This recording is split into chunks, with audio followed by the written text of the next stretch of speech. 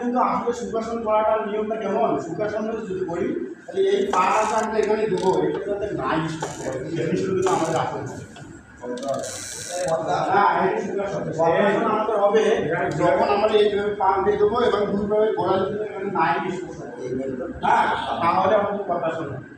আর এখন আমার যেটা আছে এটা কিন্তু আমাদের হচ্ছে প্রথম অবস্থায় অনেক পাবে না, আমরা সুখাসন, এটা সবাই পারে। এটা হচ্ছে আমাদের সুখাসন এবং আমাদের এবার যেটা মুদ্রা নেব এই মুদ্রাটাকে বলা হয় জ্ঞান মুদ্রা বা ধ্যান মুদ্রা।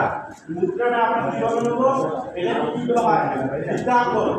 আর এটা হচ্ছে তর্জনী, অর্থাৎ বিদ্যাঙ্গুর এবং তর্জনী স্পর্শ করবে। এই যে স্পর্শ করবে, বিদ্যাঙ্গুর এবং তর্জনী স্পর্শ করবে। তাহলে আমরা দুই হাতে বিদ্যাঙ্গুর এবং তর্জনী স্পর্শ করবো। করার পর আমাদের মেরুদণ্ডটা একদম কি হবে? সোজা। এই হাত দুটো সোজা আমাদের সোজা।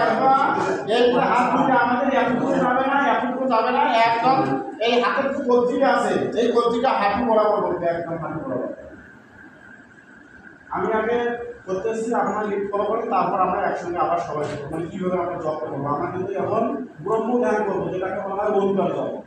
ঠিক আছে, আমরা বলতেছি, আমি বলতেছি, আপনারা ফলো করবেন।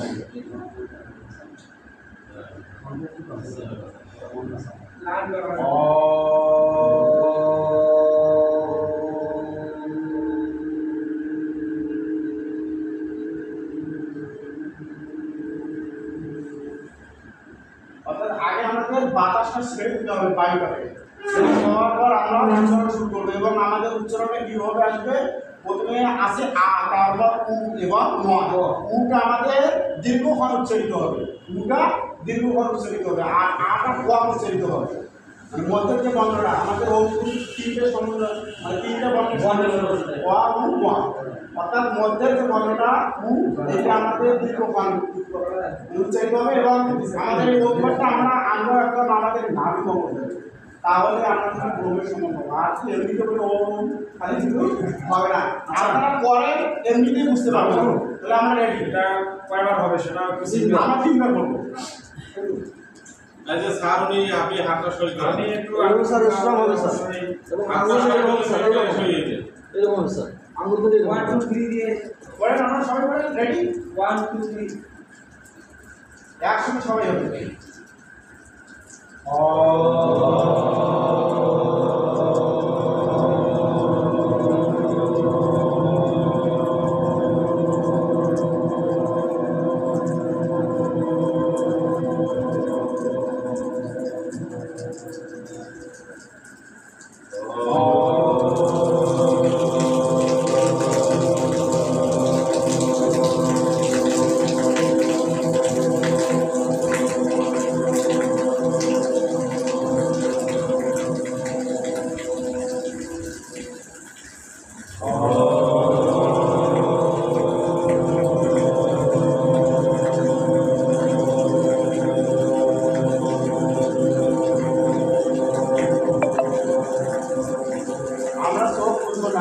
আমরা 1 মিনিট মৌন ধ্যান করবো।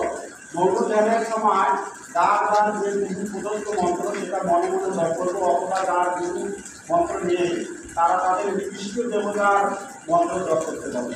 1 মিনিট।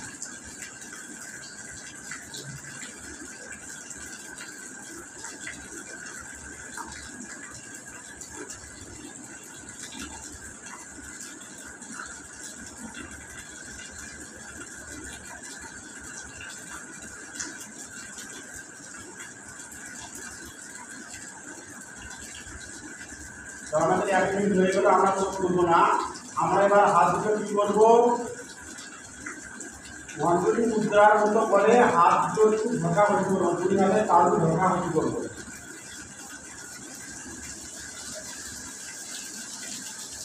এবং এই ভাতটা আমরা চোখকে স্পর্শ করে ধীরে ধীরে চোখ খুলবো। আমরা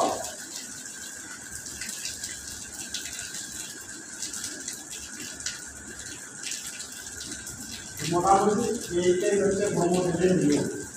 যখন আপনারা নিয়মে ধ্যানটা করবেন, যদি কোনো জপের সময় দীর্ঘ নাভিকমল থেকে আসে, তাহলে আপনারা আমাদের মুদ্রার দিক আবার ওই রকমই থাকে। যার মুদ্রা আমার সাথে সাথে আপনারা সবাই বলবেন গায়ত্রী মন্ত্র। হ্যাঁ,